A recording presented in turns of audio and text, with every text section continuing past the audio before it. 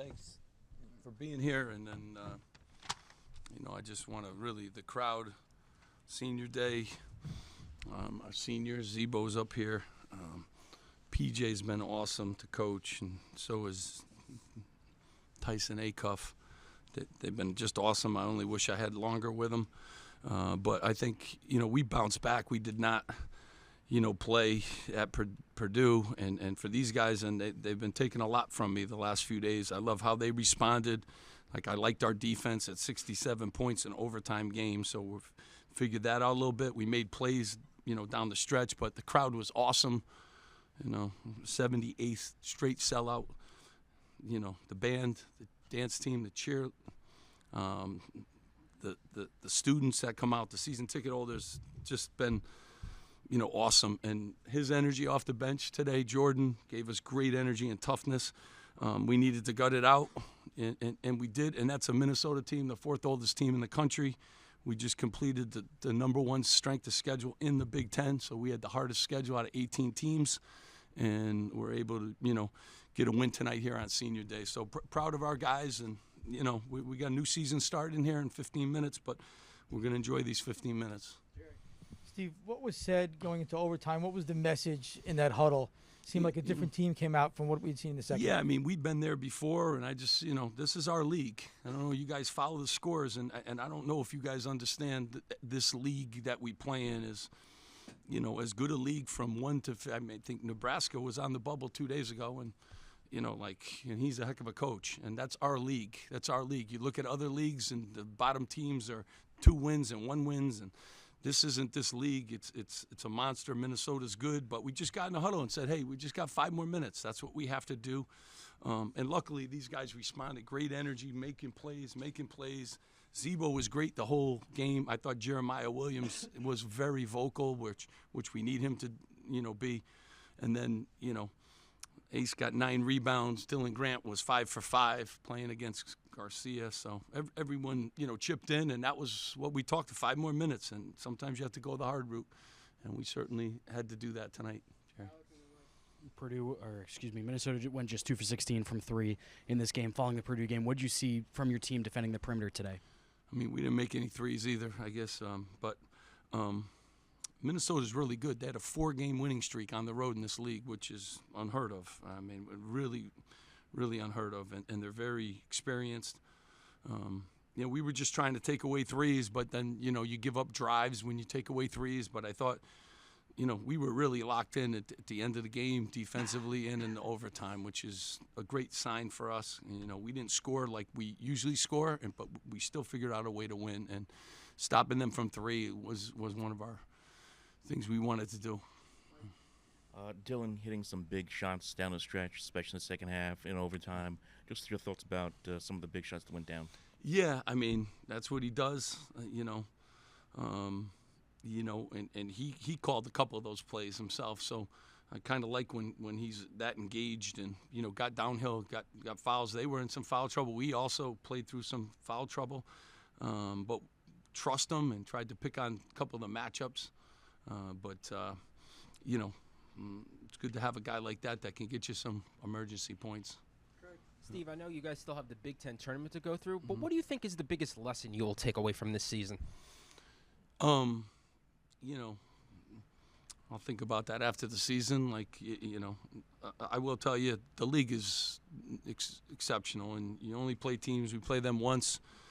We played Nebraska once at Nebraska. It's a hard league. Sometimes the second go-around is a way where you can teach, in a way that you can make adjustments, and you don't even get that luxury in a league this big with 18 teams. So, you learn a lot from every season. The personality of this team was score points, and trying to get them to change to defend and rebound has been challenging at times. But they've been great to coach. So, but I'll think about those things afterwards. We still have a lot of season left, and we can go. And we're an interesting team going into that tournament. Steve, I recognize this is probably the last thing in your mind, but a lot of fans are talking about the possibility of a different postseason tournament, the Crown basketball tournament. I'm curious where you are now in the standings, if you've given any thought to what that might be and if invitations. One thing I don't do, and I don't mean to we got plenty of time to figure those things out afterwards. So I don't really know anything about that. We fill out forms for every different tournament that there is. So we've done that about a month ago, and we'll just figure that out. Yeah, I haven't put much time into those things. So just going to go to our tournament here, and then that'll dictate, what we're going to do, hopefully. You said you're an interesting team. What's your message to these guys entering the Big Ten tournament, and just kind of what's your outlook on?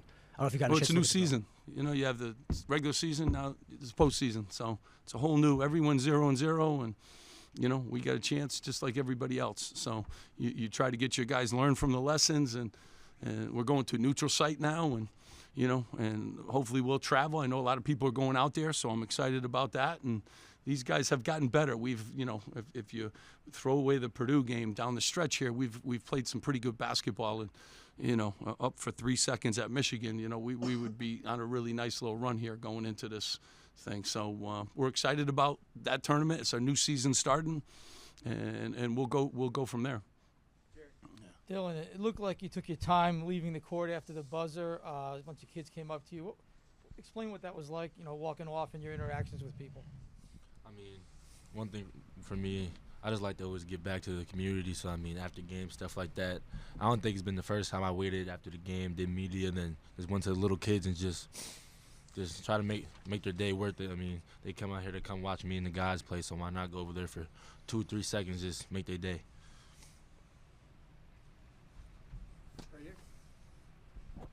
And Steve, what does it mean to send these guys out on a win in such a exciting game? Yeah, I mean, I'm just happy for, especially our seniors, but I'm happy for our fans that come out. That's another, tip of the hat, and you want some momentum too going into your tournament, and they're good. It's a good basketball team. If they were in any other league, they would be in the NCAA tournament right now. They just happen to play in the toughest league in the country, from 1 to 18. So good win, and we're excited about that, and I think they are too, right, Zeeb? Yeah. According to the bracket that I saw, it looks like you guys are going to have USC next. Just your thoughts about going up against them and what your takeaways from the last time you saw them? I just found that out 5 minutes ago, so they're really talented. He's obviously a really good coach, so we played him not too long ago too, so familiar. But you have to play really good basketball. They got kid went for 30 against us. They got Yates, one of the best freshmen in the country. Just a talented, well-coached, dangerous team. So you got to play good basketball, and our defense has to travel. Steve, can you explain your strategy in defending Dawson Garcia, who I think had right about his averages, and what you asked of Zach today against? And this is the great part of our team.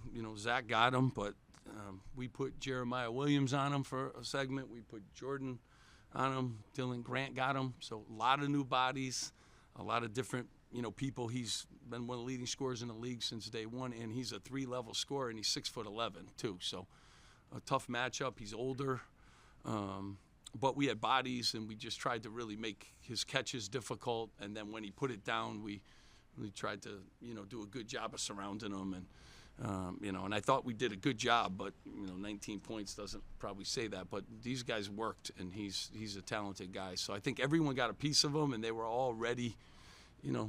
To guard him, and we said that we were Xing things at times, and with our screen coverages, we were doing some different things with him, so we didn't get bad matchups, and we tried to take advantage of the ones we did. But Zebo, I like that matchup from the beginning of the game, and he did a really good job on that end of the floor. And when I watched the tape, his work, Zebo moves his feet and does a heck of a job. To hold him to his average is probably a pretty good thing, because he's dropped 30 on a lot of teams.